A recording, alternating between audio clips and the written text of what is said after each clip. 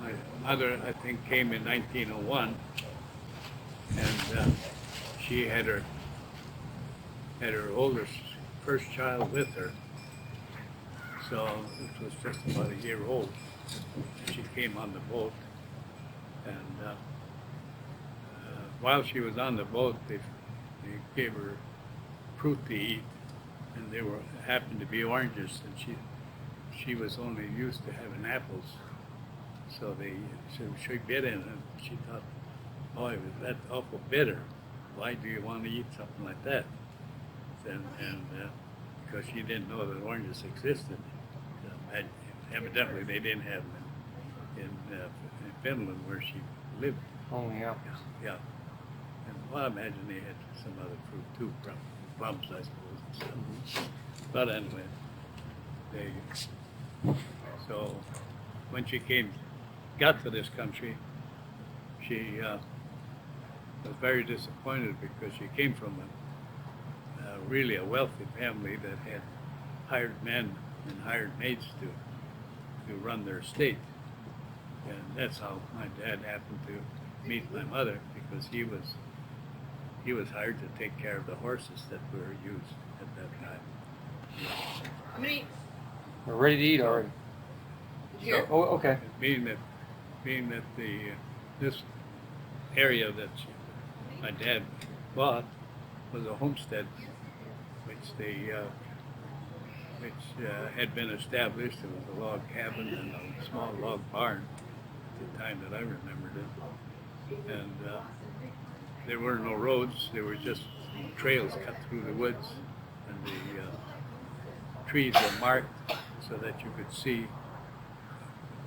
You just followed the marking on the trees for people that they came to visit you, which was very rare because there wasn't that many people in the area. So they walked a mile down the railroad track, and then when they came to this area, then you turned off and you walked into this path that they had through the woods up to the log cabin and the shack that they had there. And it was very lonely because there wasn't any other people around, and there was no place to go. That was up in Wisconsin? Yeah, that was up in Prentice. Prentice? Yeah, I think. And I remember her telling me that if she would have had the money to go back, she would have gone back, because she just couldn't see the difference between what she had and what left home and what she had when she came to this country. Evidently, Dad must have gave her a pretty good line of it. They had one party that they knew that came over there one night, and it started getting till dusk. And he said, "No, I better get going home before it gets dark." And before he got out of the woods and into open territory, a bear came chasing after him, and he spent the night up in the tree.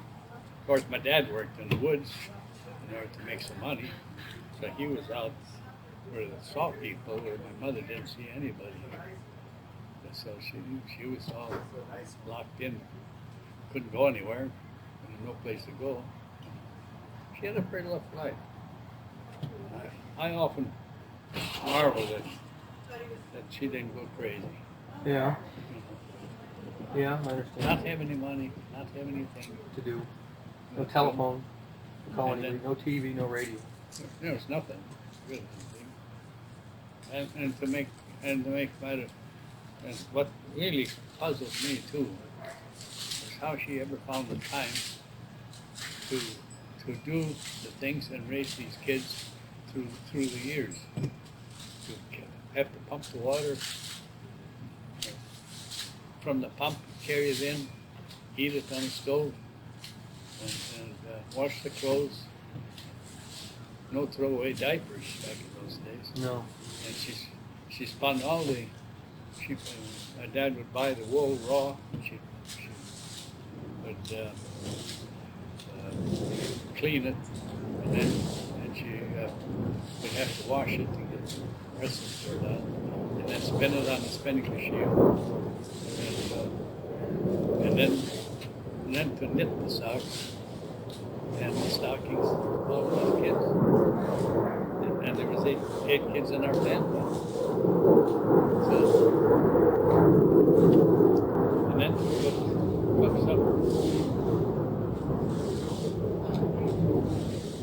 Cook the meals and a lot of work.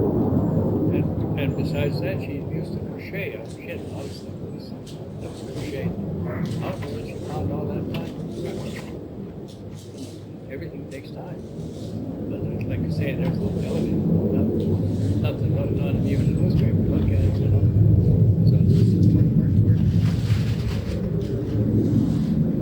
Then you were the fourth.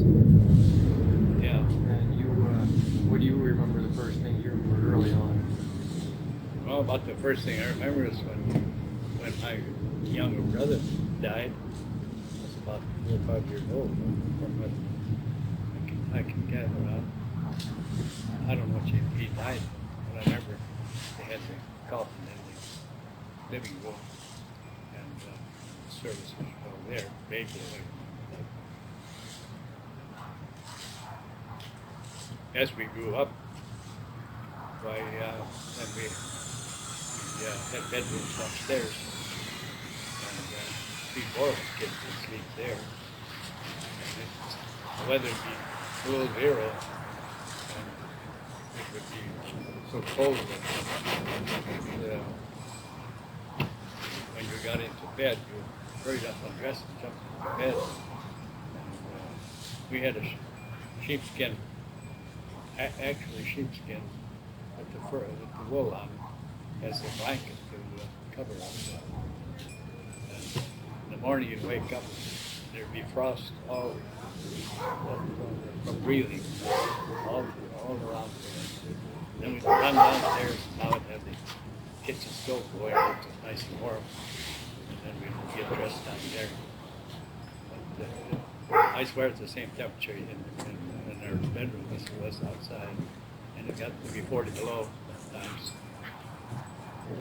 So you went to school? Yeah, I should have started school when I was 6, but I was so small that the snow was so deep, they figured I couldn't make it through the winters. So the roads never were plowed, they were just roads that sleighs went on. So I was 7 years old before I went to school. It was one-room school, we had all 8 grades were taught by the one teacher. And at the time when I old enough to know, found out they were making $30 a month teaching school. And we were between 30 and 40 kids. And then from first grade, we had no kindergarten. It was always just first grade through 8th grade. And when you graduated, the superintendent of the school came down with the examination papers, and then you had to go into apprentice and fill out your examination papers there. You did not do it at your own school. I was a little nervous about it, but because I had never been to that high school before. So later on, that fall, high school started, and I was at home. I didn't start. I suppose because nobody else had started. You know, you always have to get started. So it was about 6 weeks had gone by. One day, a lady came over and visited my mother. They had coffee, and then she saw me. She said, "Why aren't you sending Harry to high school?" My mother said, "I don't know. They didn't have that kind of schooling in Europe." So when my dad came home for afternoon coffee, he asked him, "Why aren't you sending Harry to high school?" He says, "I don't know." So he looked at me and said, "You want to go?" And I said, "Yeah, I'd like to go." So he said, "All right, then you can start tomorrow morning." So Monday morning. So that's how I started. I started 6 weeks late. But didn't make a difference. So you started high school. So, yeah, I had 2.5 miles to walk one way. And in the wintertime, being that the roads weren't plowed, it was pretty deep. So sometimes I would take the skis when it was pretty deep. It was easier than walking through it would be knee deep. You'd get tired walking. What kind of skis were those? Homemade that we had made. Out of wood? Out of wood. Mostly birch. No snowshoes? No, I didn't know what snowshoes were. Nobody had them around there? Nobody used them. Is that when you started working with wood back then? No, I didn't work with wood. Well, yeah. Well, in a half sort of way I did, yeah. Not projects like I'm doing now. Because for one thing, I didn't have the tools to do stuff with. I did make a sled for my brother, my 2 younger brothers, that resembled the one that they used for logging. They had the runners in the front and on the back, and with the bunks on the top and everything. I made that for the kids. So then after you got out of high school, then what did you do? You went to Chicago, or when did you go towards Chicago? Well, after I got through high school, I got a job at the canning factory for about a couple of weeks. I had arrived out, and I went out and worked in the woods. What would that pay for the logging camp? How much did that pay? $30 a month. That's standard pay. Yeah, standard $30 a month and board. If it got below, when it got to be $30 below zero, the boss would come in and say, "Well, you guys want to go out today, or it's 30 below?" Well, sometimes they would say, "Well, that's too cold to go out." And so, then they would be playing cards. And, of course, not for money, just strictly just for fun of it. And there was the one game that they would play there. You could bid, and then you go set. And so I remember that one day that they stayed in. It was around 11 o'clock, and they decided that the first person that got out of the hole would win. They were that far behind on the bidding. They bid so high that they lost. So they got tired of that. So then how long did you remain in Wisconsin? Well, in the following winter, then I went to Chicago to work, and I got a job there with Western Electric Installation Department, which is part of AT&T. And again, I liked that. That was really nice. They had you dressed pretty much like I am right now, maybe a suit even, because it was clean work. I was doing wiring and hooking up and installing various equipment and stuff. And it was kind of fun. Didn't Western Electric become Westinghouse? Westinghouse then? No, that was AT&T. AT&T. Right. Well, Westinghouse was part of it, weren't they, or no? No. Oh, okay. No, Westinghouse. Oh. That's a different company. Oh. This is strictly telephone. Right. Telephone stuff. Long distance and local business. They had that too at that time. Mm-hmm. Now they got Elmer Bell. Ameritech. You'd work about 3. You'd get on a job that lasted an average of about 3 months. Then you'd be transferred over to another town, and then you'd start to work there for 3 months. And so you got around quite a bit. It was kind of fun too, because you got different towns that you could see. It's all over Illinois. No, northern Wisconsin, mostly northern Wisconsin. Oh, okay. So you're back home. I was in Milwaukee, Stevens Point, and Eden, Wisconsin, and Pond Lake, Wisconsin, and Green Bay, Wisconsin. And then I came back to Chicago, and that's where I got laid off. When was that? What years were those? 1931. So that was, when did you meet Grandma? Around the same time? No, that was 19. Let's see.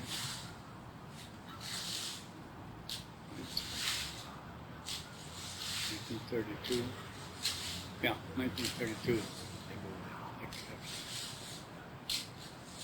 And then we got to go to dances and stuff. Where did you meet her at? Well, they moved up. They moved up to up our area where we were. So that, they were neighbors to us, a mile and a quarter from where our place was. In Wisconsin? Yeah. And they like to play cards, so Grandpa was like to do it. Mrs. David, she didn't play cards. She just stood and watched. So the young folks around the country would gather there some evenings, and then they'd get the card game going, betting. You know, no money, just play betting. You know, I bid so much, I bid so much, you know. And we also had, during the summer months, we had a baseball team. And Grandpa Daly was the catcher, and I did the pitching. And we'd go to different places and play against other teams during the summer months. And then, of course, in the evenings, we used to practice till dark after supper.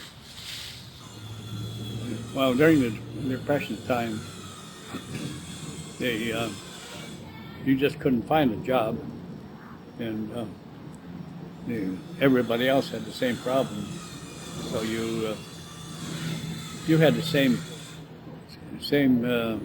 advantage as the next guy, because he didn't have a better car than you either, you know. So it was pretty equal, that everybody was. It wasn't that this guy was rich and this guy, and the girls would go for the rich ones, you know. So the romance part was pretty equally distributed around the Everybody's bad. Yeah, well, they all were poor, you know. Uh-huh. So there was no choice of saying, well, I want to go with him because he's got a real fancy car. Nobody had any fancy cars. Because cars, there wasn't many anyway. Model T Ford is about, occasionally you see a Chevrolet, but it's mostly Model T Fords because they were the cheapest. Those Nash, you ever see those Nash cars? Oh yeah, I've seen Nashes. That was later? Yeah, they had all different kind of cars back in those days. They had a Dort, and they had a Willis Knight, and of course Buick was common, but they were big Chevrolet. Buick was Chevrolet back then? Chevrolet. Very few had Chevrolets. They cost more money because they had a shift where Fords didn't have that. It was a lot cheaper made.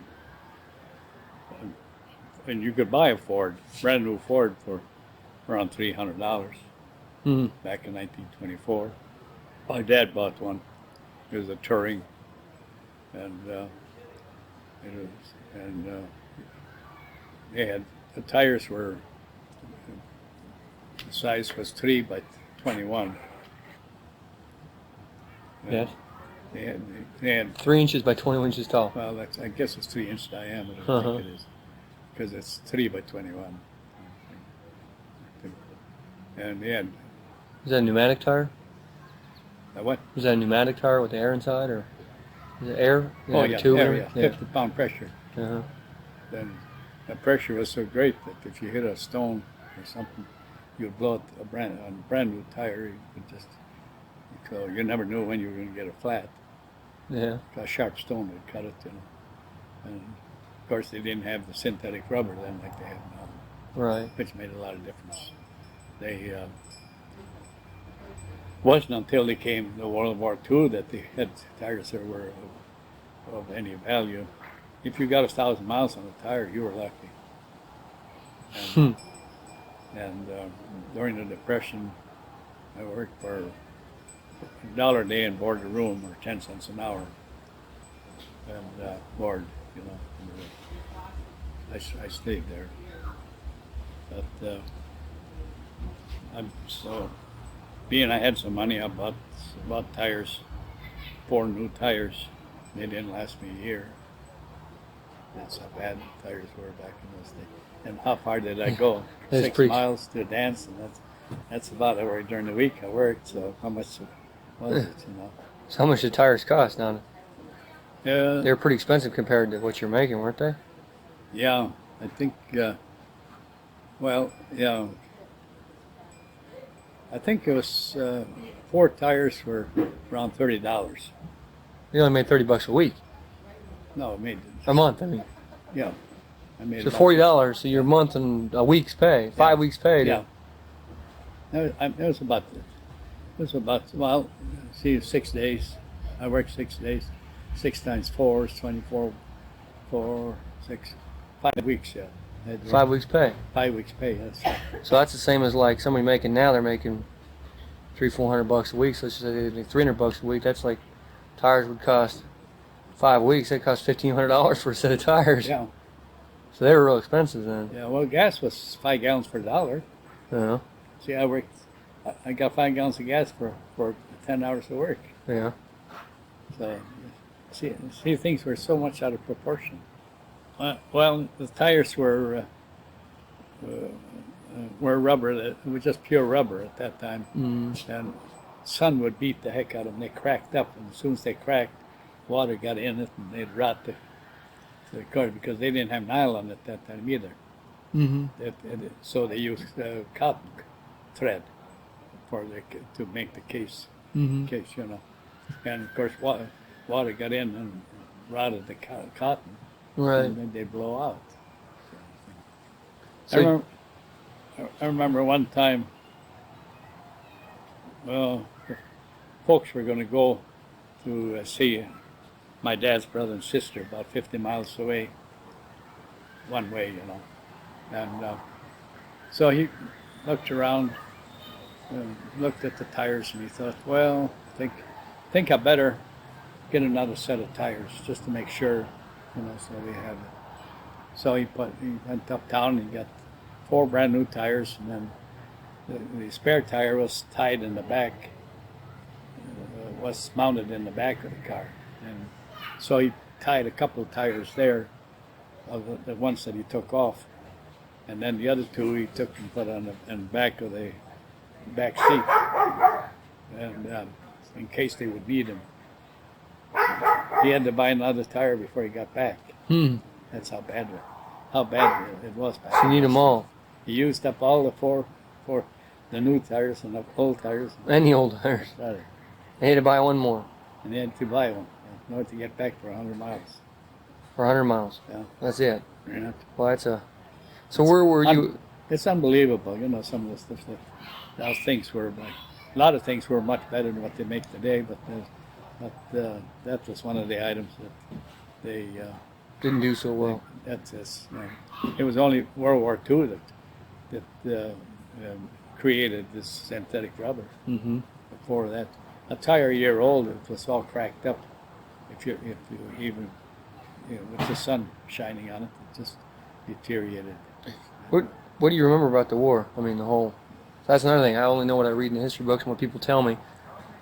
You know, I watch TV documentaries, but other than that, I don't know. What's the first? Well, I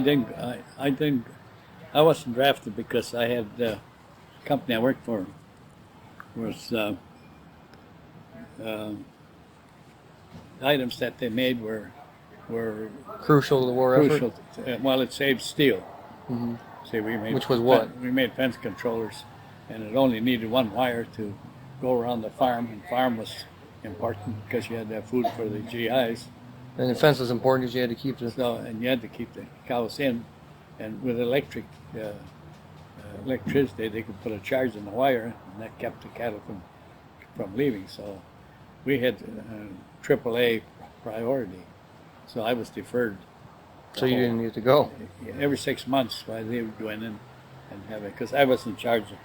See, when the war came, they took all the guys, but I happened to be married and have one child, so I wasn't the first one that went, because I was married and had a child. So that's how I got stayed. And of course, in the we started out being supervisors, and so when the single guys went that were supervisors, then left me for more. So I got to be then.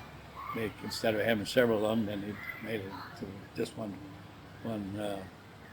guy to run the department. And so being I was there, that's how. So then I got the be foreman of the assembly plant that we had. You know. Making the steel wire? No, we didn't make the wire. No, we made the machine that made the electricity. Oh, okay. See, so. And that was. So I wasn't drafted.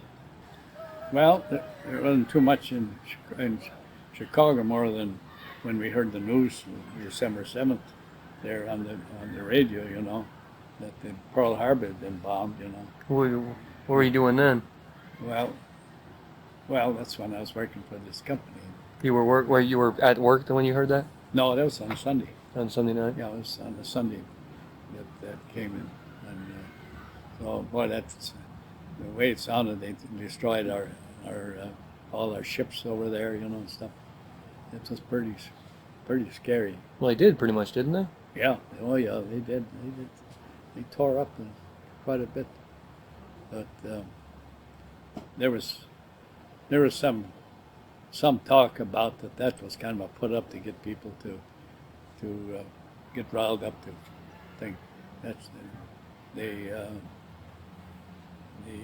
incident should never have happened, because well, so we supposedly knew about it. Our intelligence community knew about it. That's been proven now that we did know about it. Yeah. They say that they just dismissed it. They just ignored it. They didn't think it was possible. With the depression being so bad, I have an in-gut feeling that was the only way to get people to work again, is make a lot of guns and ammunition and stuff like that, which it did.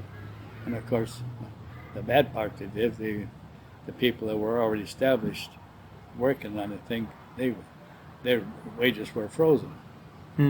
So the only way you could get more money was being upgraded to another level. Like if you're common worker and you were a supervisor, then you would get a little bit more money. And if you get to be foreman, then you get a little bit more money. If you get to be superintendent, then you get, you know, kept going that way. See, one thing, but in these plants that were working for making stuff for the government, they had higher paying jobs. So you could have made better money, but you had a job already, so you had to. Well, no, you couldn't change the job. Right, you couldn't move, yeah. No, but you were frozen. Right, and you couldn't get another. You had to wait 30 days before you could go and take another job. So you have to go hungry for 30 days. and you have to go to war then if you were unemployed for Well, 30 days. then it could be too. So. I see. So that would not be a good thing. So, but it wasn't fair. People that were working like at our plant, they're doing just the same type of work as the military factories that were making this stuff. They had almost twice as much pay as what the people that were working, say, making these electric fence controllers that we had. You know, their wages were froze at a certain level, but the plants that they were working for the government, they could make more money. And I know because the people lived upstairs from the same apartment he did. I know what he was making an hour, and it's What you were making. and I know what the people under me that was working in my, you know, I was in charge of, I should say. I know what they were making, and much less than what he was making. So it really wasn't a fair situation. Why should they get more because of the war? We were working three, because we were under war conditions too, helping the war along and buying bonds and stuff like that, which we did. People were when you put so much, to me, I don't know, $3 a paycheck, I think it was, towards the bond, and then when they got paid up, then then another one was being issued to you, in your credit. So I had quite a few bonds. That's then when I bought the house in '49, then I cashed them in to buy the house, so I could have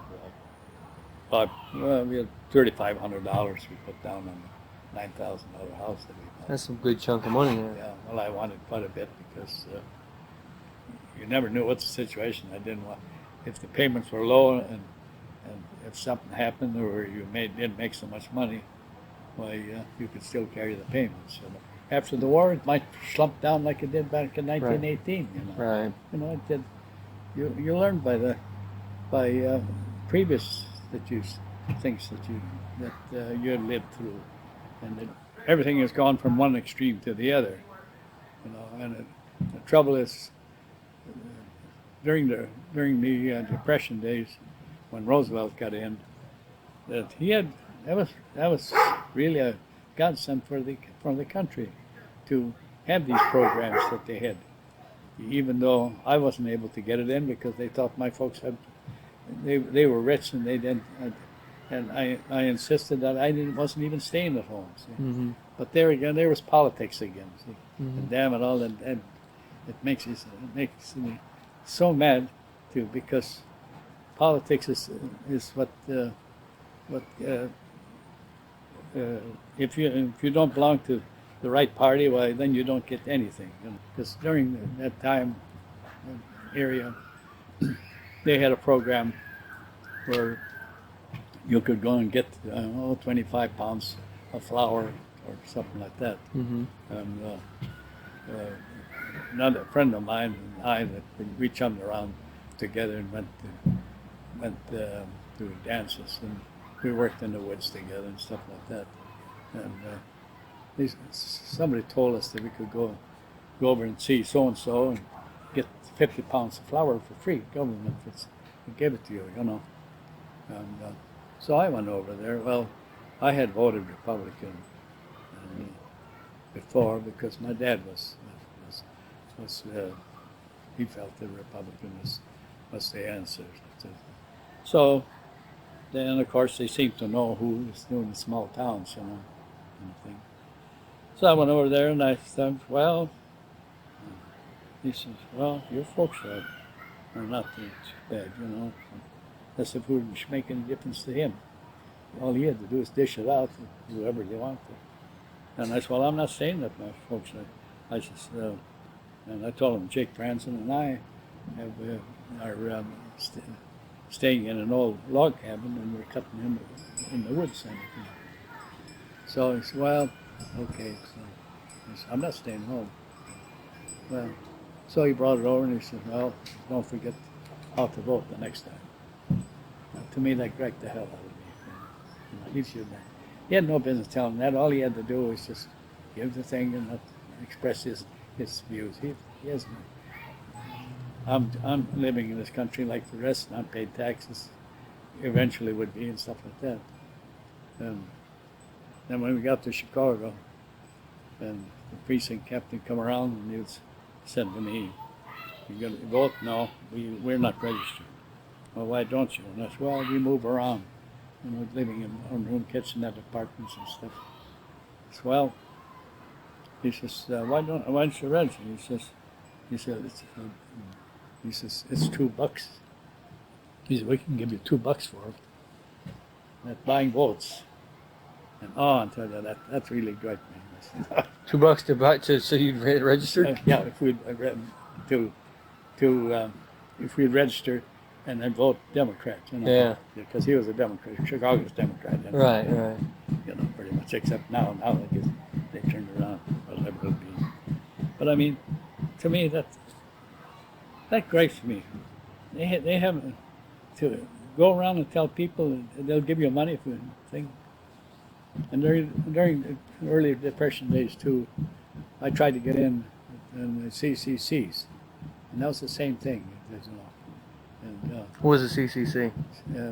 that was the program that Roosevelt had in, which was very good.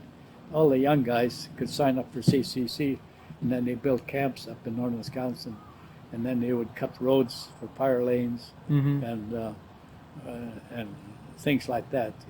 People from around the area, and Chicago guys, the kids in the cities, they could sign up for it, and then they would take them up there, and they built barracks for them to eat and sleep in, and they work in the woods and stuff. Fellows that were like Grandpa, for instance.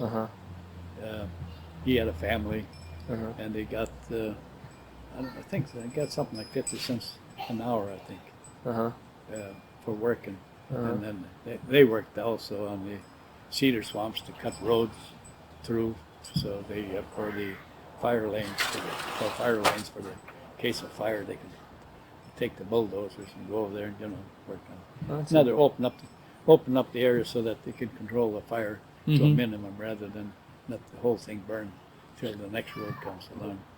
I was in Denver, and I went out to Greeley with the company that I worked for. I was out there for 3 weeks. We were testing these electronic equipment that we make, because some areas are pretty dry, and of course you don't get a very good ground when the ground is powder dry, and Colorado is really dry. It's just sagebrush is about all that grows, and tumbleweed. And so there was a rancher out there that the owner knew, so we took the train and went out there, and then this rancher picked us up, and we stayed out there for 3 weeks. So we were running this test so powerful that it was interfering with the other train, so we had to cut that out and not have it so powerful. So we spent one day going up to Estes Park. Well, we went up to Pikes Peak, and we also went up to Estes Park.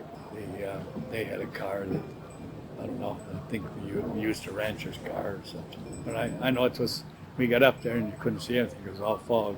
It was so. I took Mom up there last year. Oh. She said you were up there. So, She said you told her about it when she was a little girl. It was nice the day we went to Estes Park, because we were up to the top. And see any bighorn sheep? There was snow. There was snow on the mountain peaks then. It was in September. Did you see any bighorn sheep? No, I don't remember seeing them, but we saw a whole big herd of elk, and it must have been, we estimated between 100 and 150 of them. And so we stopped. As soon as we saw them, we stopped, and they were down below in the meadow part, and we spent a while watching. And there they were, bombing. The little guys were running around, and the old big bull, he was standing there watching over to see that everything would be safe, And we ran across some beavers that were working. Of course, they scattered very fast. So how long were you in Colorado? We were there 3 weeks. Not very long. No, it was just a test. Yeah. Or a test check. Western Electric, we traveled around. Okay. That was. Something had to be done because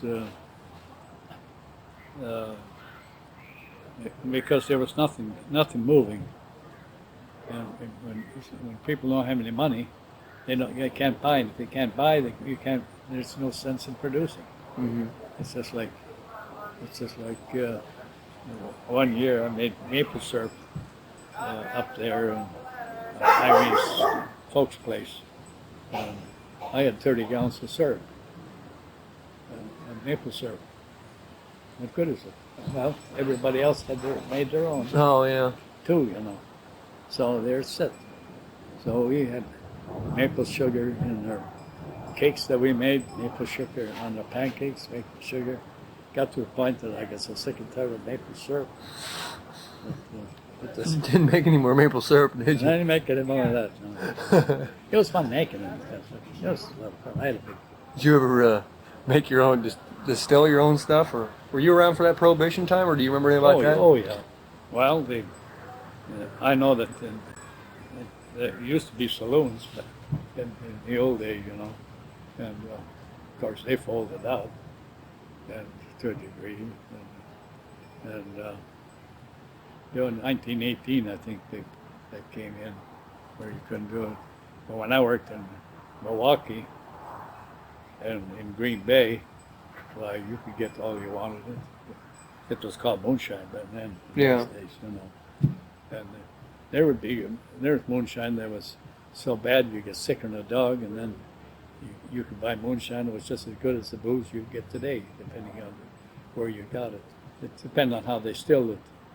From what I understand, that if they run the still too fast, then part of the poisonous stuff, it's not filtered out. It comes along with it. It's just like, so then you get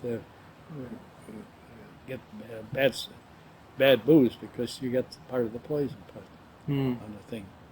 But Green Bay, Fond du Lac area, Green Bay, they had good stuff there. You could go out, drink, and there was a place in Fond du Lac called on 2nd Street, 11th 2nd Street or something like that it was. And 30 of us guys working for Western Electric, we'd go home and go to the Greasy Spoon and have a bite to eat, and then go to 11th 2nd Street, and then we'd shake dice for a horse apiece. You know, you played that game, ain't you? No, Dice. I haven't. Huh? No. No, we shake dice, and if you get the 2 6s, that'd be 2 5s, you know. You know, it's just like poker would be if you know poker on the thing. Anyway, and then you shake, and then everybody shakes, and then you keep dropping out to who loses until finally the last one, and then you got to buy a drink. Oh. You got to buy the guys a drink. Oh, so you lose, you had to pay. Yeah. Well, they were only 20 cents a shot. Yeah. That, you know. But I know I was told, you know, where I could go and get it in Fond du Lac there. So I went into a drugstore and I said, I'd like to have a pint of alcohol. I said, okay. Went back, got it for $1. And it was open. Yeah. Actually, it was open, you know, but nobody seemed to do anything about it. So they, yeah, just interesting. How old were you then? Oh, I was 20, 21 that area. I was 19, 20, yeah. And you got married when you were 28. Yeah. And we made home brew at home. We had it used it a lot during the summer months. It was haying time. And there was a store in town you could buy the malt hop stuff, you know, to become heavy syrup. About like a big can of peaches, you know, the bigger can of peaches, best size can. And real thick syrup, it would hardly run, you know, it's so thick. And you dumped it in we had a 5-gallon bucket, stone crock that we had behind the stove. Dumped that in, and we put mixed it up with water. Then we got the put the yeast in there and cooked it, let it keep in, and we'd bottle it, put it in brown bottles. From what I understand, Japan was within 6 months of making an A-bomb themselves. Really? Yeah. See, my history books don't tell me that. There's nothing in my history book about that at all. And they had to do something because they had a suicide squad, you know, where a single plane guy would go up and fly there. And right, kamikazes. Yeah. And they didn't care about the life of them. They just wanted to control us. One of our members from the church was the prisoner of war in the Japanese and Philippine Islands, and he's telling me about them. He's gone around and to various high schools and have talked about the World War II, because what's written in the books isn't anything like what was said, what actually happened over there. And so, and the teachers, they said that's they welcome them to come in and talk to them. I don't know what would be more significant than to sneak attack on you. They hadn't declared war. You declare war, and then you're ready for it. See, although like I say, I firmly believe that was a setup. They knew about it, but they didn't want to. Well, we didn't have hardly anything left. That's the reason why That's the reason the factories were geared up for making ships. And right. That was in California, where they did a lot of shipbuilding through there. But to me, it's just something that somebody's got to start something in order to get the ball rolling, and of course we ran into so much bigger debt because of the fact that what my gripe is on these handling of the world affairs. Why are we supposed to be the richest company when we're billions and to me, why do we loan people so much money and they say, oh, you don't have to pay it back? That doesn't make sense, does it? It doesn't make sense to me. No. I understand the same thing happened in World War I. We helped the English and the French and with money to the thing, and it was supposed to be a loan, and they never paid it back. Finland was the only one that paid the debt back, and according to the history when I went to school. They had told that we had what we call modern history at high school, and they were the only one that paid their debt back. The rest of them didn't do it, and all we do is say, "Oh, we don't have to pay it back. We got so much money, we don't know what to do with. We're only $300 billion in the hole. But so what? That doesn't mean anything." People say, "Well, that don't mean anything." Heck, it don't mean anything. It means that we're spending so much money trying to pay the debt that we owe. That's why we're having so much trouble to take care of our own needs. All of our debts are the same as are drawn interest, the same as my investments are drawing interest for me to live on. Right. So instead of the company making the money that I have invested, the money is going to me, but they are making money but the federal government's not making it. They don't produce anything. They just grab the money off of the people. Right. And the people are paying the debt. So if we didn't have that $1 billion debt deal, we'd have all kinds of money. Besides giving away that giveaway program, I could never see that. A loan is a loan, and that's what it should be, and to be payable back. I take a loan from the bank. Don't think they're not going to say no. You don't have to pay that. Right, back. right. I understand. So what? Yeah, I understand. I don't argue. I just. In the 50s, I was born in 1909, so 50, that'd be 40. Yeah, you were in 41. 40s. So you're in 40s.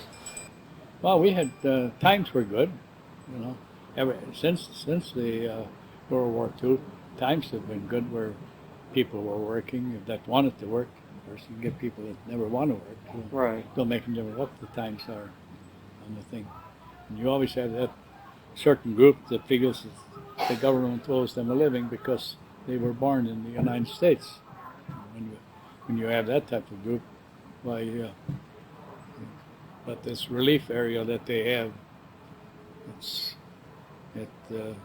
to me is the thing. But we have a fellow family living next door to us. He was about 50 years old, and he went on disability, and he bowls 2-3 times a week, and he completely remodeled his kitchen inside. He's been working on that. He can work. He admits he's lazy. And he was in the war, one of the wars, I imagine Korea or something like that. I imagine. Right. One of the last ones. And the doctor said, well, they claimed he has a disability. So once they put him on disability, they never get off of that. Yeah, it's permanent. Yeah, sure, as long as they live. Kinda Well, I've curious been about- retired since '71. Yeah. So, Well, since I was just a little guy. so I got thing. But before that, there was plenty of work. At least I had no problem with it.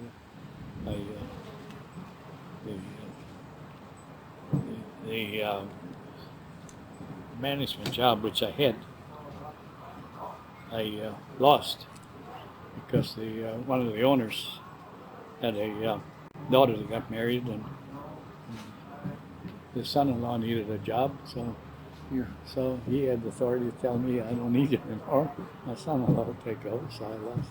I had a nice job there. I was superintendent of the products division that they had.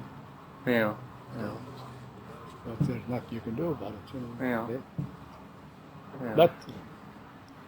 But the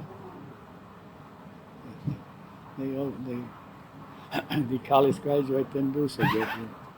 In 6 months, they had closed the plant down. Oh. Had run for so many years. In fact, the whole factory, the whole plant, they had, I forget how many. It must have been 200,000 square feet anyway, factory that they had. They had a stamping division. You know what that's, punch presses. And they stamped out the parts. And they made parts for Motorola. The steel chassis that's where the tubes went in, stuff. And they had a machine there that there was, as far as I remember, it was 8 guys in a row, just one bank. Mm-hmm. And then the piece got first there, and then the next piece shoved over, next piece. When it got down to the other end, the thing was, there was a machine that took and bent all 4 corners in to raise the box off the thing, And then the spot welder took and spotted all the 4 corners at one time, and they ran 800 in a shift, and 3 shifts a day. That's 2,400 of those, and they got $8 a piece for them. So you see the money that they made. Folks came from Canada, and they were told to leave England because of the climate, and they were afraid of people getting TB. So we went to Canada, and my mother met my dad when he was with the thrashing crew, I think, there. They started going together, and then they decided that they would get married. I have 2 brothers. I have a brother Norman that's up in northern Wisconsin, and I had a brother Lawrence, and I got a husband that's Harry, and we've been married how long? A long time. 57 years. 57 years. So I'm going to keep him for a while. I've gotten used to him. No, Throw him back. No, I got to keep him for a while. And so you married in what? In 1920 or 30 or 20? What was it? 1932? 37. 37. 1937 we got married. You got married. You met each other in 1932? Yeah. We started out to check them. I think we went up there, it was 1928, wasn't it? 31.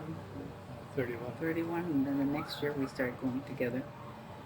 And I kind of started out with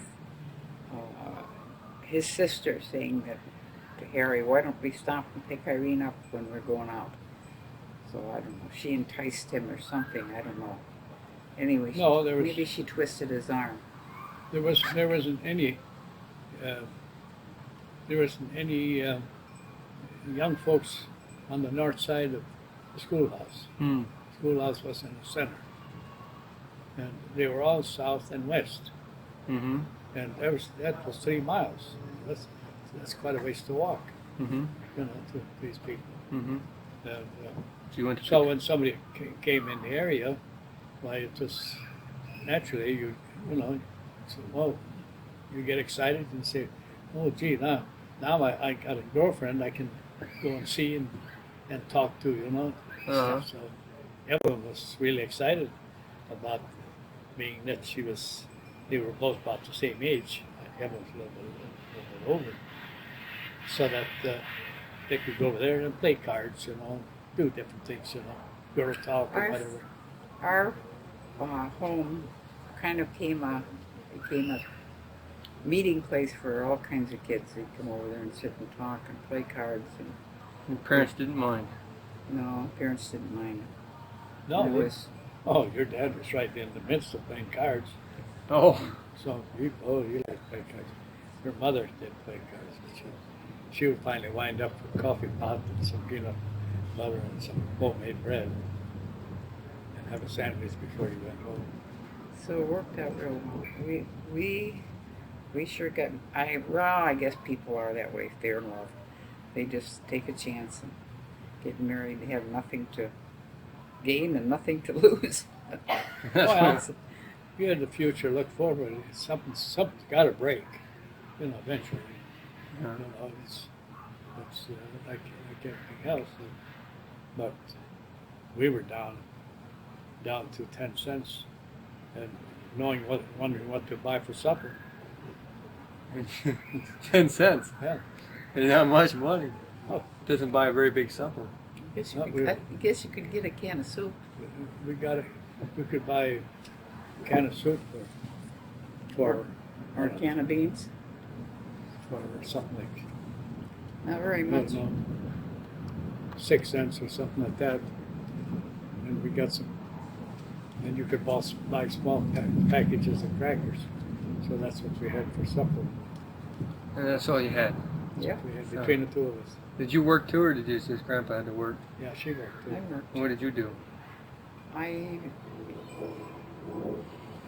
What was it? Waitress. Over there for, I was trying to think of who it was for. It was a waitress. Oh, you did waitress work.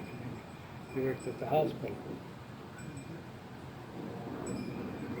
So, Not at the hospital. You worked with the drugstore by the hospital. That's what it was. Later on, we worked at the hospital. And after we got our house. I would like to have been able to go to school and be a nurse. I liked working with people in that line, but it wasn't to be, I guess. Didn't work out that way. No, it didn't work. Nope. She did lots of other stuff. I would like to be a school teacher too. I thought that would be nice. So you had no money. Couldn't go to school. I didn't know that you could, at that time you could go and work. So, because one of the fellows I graduated, they were poorer than us. And they didn't even own a place. They just were renting. He worked his way through college, but I didn't know that. I didn't know you could do that. Yeah. But he happened to have, his sisters had gone to college before, so they knew a little bit about it, I imagine they maybe helped him too some, they were college graduates, they would make a little more than 15 cents an hour. Mm-hmm. Got, Well, I guess for one thing, you gotta figure that nobody's perfect. I mean, if you feel that your husband's got some faults, you probably got faults too. So you gotta kind of forgive and forget, and if possible, talk about it. I mean, Good. you know, get it ironed out. So, well, why are you doing this? It bothers me, or whatever. You know. So it works. well, how do you know the next one would be any better? That's A true. lot worse. These gals that think that they can straighten out their boyfriend after they get married, you know, there's something loose in their head then, because you can't straighten out your wife, Yeah. so you have to tolerate what bugs you. You know, you are you, and you're going to be you. I think, too, that when we got married, or not only us, but you figured that when you got married, you were going to be married. You were going to stay married. Yeah. And I think some of the young people now figure, well, it doesn't work out so well, you know? And they're not willing to give and take a little bit, where you have to. Nobody's perfect. Yeah. Yeah, that's a Well, no two people think alike anyway. no. You can agree. You're going to have. You're going to agree and you're going to disagree. Once we bought the house in town in Chicago and everything, then we were established. We got the kids to go to confirmation, Sunday school, and stuff like that. It's yeah. I think that stabilizes the family, too. I mean, it's the togetherness that you got. Mm-hmm. Well, that's what Mom talks about. Sunday school and church. It's just good to hear, and that's where she met Dad actually. So She went to another church, yeah. and they were sitting at the table. Hey, you're digging there. Oh. That's why Oops. you're removing the salve, and They then were sitting at the table, and I think they were playing footsies or something. Yeah, Mom That's says good. that he was kicking. Or, no, Dad says that she was kicking him, Yeah. and she says, "Oh no, she never." But she's got that little smart look on her face. Oh no, I never did that. You never know. I don't know. I don't know what you're talking. I always believed her as a kid. Now I'm an adult. I think maybe, possibly she's pulling my leg. She might have been kicking him. I don't know. 'Cause he swears it's true. And he doesn't tend to lie. So unless he forgets, he doesn't lie. He just forgets. But he swears. Oh no, yes, you were doing that. No, I don't remember that. She says. So it was. See, that's what you remember, the footsies bit. So. Yeah, the footsies I'm sure he bit. liked it, which he says Yes, he did. that's But right. of course, Dad's pretty shy too, in a way. So I can see where she might be trying to use attention. Well, In a way. in a way. He wasn't shy towards religion or towards the faith, but he was shy towards women. I get the feeling. So. I think it was because of the fact I don't think he had a very stable home life. Right. You know. Because if you come from a happy home where your folks get along, and you meet somebody and her folks get along, I think that helps. Yeah. Oh, I would think so. Which I don't understand. Richard, I mean, here's a guy that supposedly, you always told me he was seemed to be a good guy and pretty smart. He was He an intelligent person when he stayed with us. I mean, he was going to, was it night school, or he was going to school sometime, a few things, and he had I thought, pretty stable girlfriend. So, I mean, if he would have shaped up, he could have made something of himself. But, I mean, it just wasn't to be. no, he was he wasn't dumb. He was very. He started. He was going to go to night school and get smart. Say he. So, sure, that's a good idea. Get yourself established on education. Well, he took so many studies that he didn't have one night a week that he couldn't go nights, working days, that he didn't have any time for himself. He drowned himself by signing up for too much. 4 nights a week, You can't do 4 nights a week. And if you can handle 2, you're doing good. Because you got to work too, and you got to study.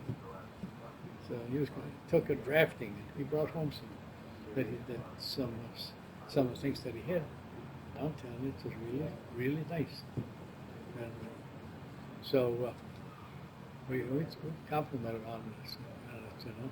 So gee, you sure do nice work on the thing. Well, so he decided he was gonna quit school. Why? Oh, I know more about this stuff than my instructor does, so why should I go and listen to him? That's the attitude that he had. But there was material there that he maybe thought he didn't know that it even existed, you know. But he didn't have patience to wait for that. All right. Yeah, I was going to just talk to you about mom and dad, or mom actually, not dad, but just mom when she's growing up and seeing dirt on mom, because she told me one story about how when her and Warren and Barbara and Karen all were hanging out in Chicago, you guys live in the house there in the street. I don't remember where it was, but it was Hirsch Street, that's it, yeah. And she said they'd hide between the cars, and then they had this pipe, and they'd throw it down on the ground, and the cars drove by. They'd go clang, clang, clang, clang, and then the car would stop. And they'd jump out and look for something that fell off the car. See what's off the car. And they do that all the time. I think that's just great, you know. She said one time somebody found something on the ground. The lady threw it in the back of the car, drove up, and she said that she could just imagine the lady was saying, you know, oh no, it fell off. I heard it falling off. I heard it fall, yeah. Hey, can you remember doing any other stuff like that with mom? Because I see she tells me little things. And I don't know. I didn't hear about that. You didn't hear about that one? But I know Warren was small. He was throwing stones at this police car. Throwing at the cars. At the cars. It wasn't a police car. Police car comes by. Chucked one at the police. Yeah. They brought him home, didn't they? No, they didn't.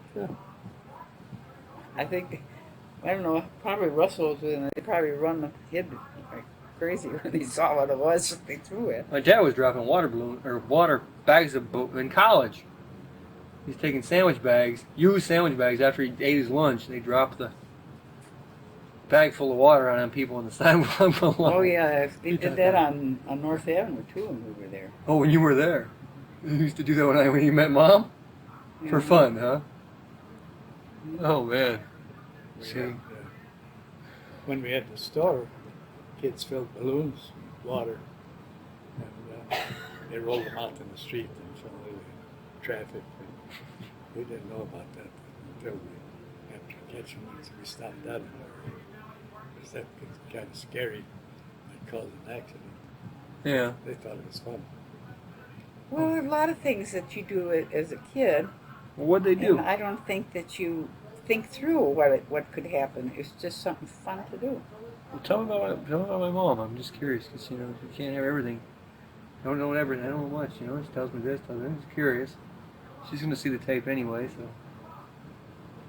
I think she was a pretty good kid. She was. She was shy. Yeah, she went with a girl up the street. Her name was Paula Coleman. They were two together, both of them going to high school, both catching the bus together. Yeah.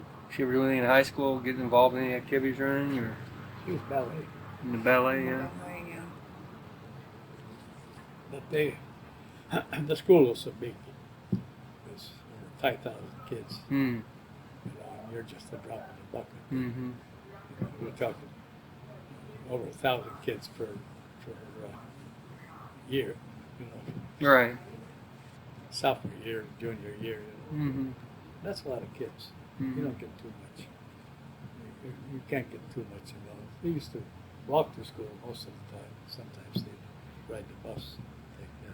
They had student passes that you could get. Mm-hmm. So she got a job downtown. She was she got a high school. The bank. And she was working down at retail there for a while, wasn't she? I remember working downtown, but I really don't know what she was doing. She worked at the bank and all that Bank. because Well, one of the guys from the Trinity Church worked there. I guess he got him the job. I forget what his name is. Heavyset blonde. Well, with the kids, I think the reason that we went up there is we were familiar with the neighborhood, and we knew some of the people that we had gone to school with, and I think too it was because it was reasonable. I mean, Well, then my We didn't- mother lived there too, and I helped her Yeah. with stuff. so that you she didn't needed. have. There was a combination of reasons why we went. Save money. And One we went up to. Well, my mother needed help. help mom. Yeah. You know. So See Norman. Right? we painted her house and put a new roof on her house and stuff like that. And the floors were getting kind of saggy. So one year, a fellow that my folks knew from the old country, he offered to help to shore up the floors so it wouldn't be so saggy. Probably should interview the other two siblings that are here. Be a good idea. See what They they maybe say. got something interesting to say. Yeah, maybe they do. But I just thought I'd ask you about stuff. So, thanks a bunch.